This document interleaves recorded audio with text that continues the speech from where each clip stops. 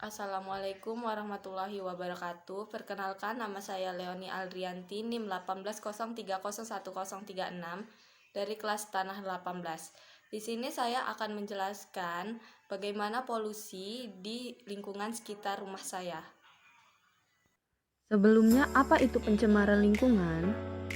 Menurut Undang-Undang Nomor 23 Tahun 97 tentang Pengelolaan Lingkungan Hidup, pencemaran merupakan masuknya atau dimasukkannya makhluk hidup, zat, energi, dan atau komponen lain ke dalam lingkungan hidup oleh kegiatan manusia atau proses alam sehingga kualitasnya turun sampai ke tingkat yang tertentu yang menyebabkan lingkungan hidup tidak dapat berfungsi sesuai dengan peruntukannya.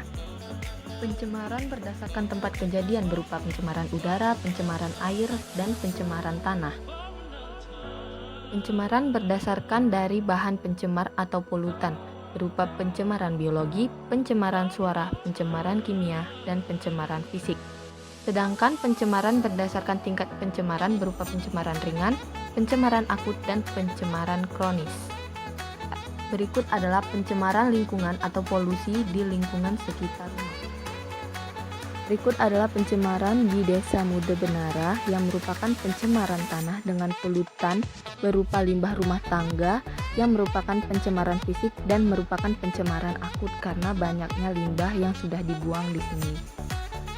Di Damaran Baru merupakan pencemaran air dengan polutan limbah rumah tangga yang merupakan pencemaran fisik dan pencemaran ringan karena sampah yang dibuang sini masih sedikit.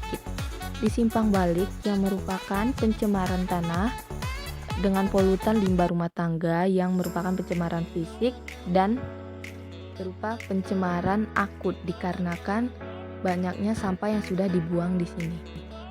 Kemudian, apa itu pencemaran tanah? Pencemaran tanah merupakan keadaan di mana bahan kimia dan bahan fisik buatan manusia masuk dan mengubah lingkungan tanah alami. Ada dua jenis bahan pencemar, yaitu degradable yang merupakan polutan yang dapat diuraikan kembali, contohnya kotoran manusia atau kotoran hewan dan limbah tumbuhan. Non-degradable yang merupakan polutan yang tak dapat diuraikan oleh kemampuan proses alam tersendiri, contohnya merkuri, timah hitam, dan sebagainya. Dampak pencemaran lingkungan adalah sebagai berikut. Tingkat 1 yang merupakan gangguan estetika, misalnya bau. Tingkatan 2 merupakan kerusakan properti, misalnya bahan logam menjadi karatan. Tingkatan 3 merupakan gangguan pada tumbuhan atau hewan, misalnya penurunan hasil pertanian. Tingkatan 4 merupakan gangguan pada kesehatan manusia, misalnya penyakit saluran pernapasan.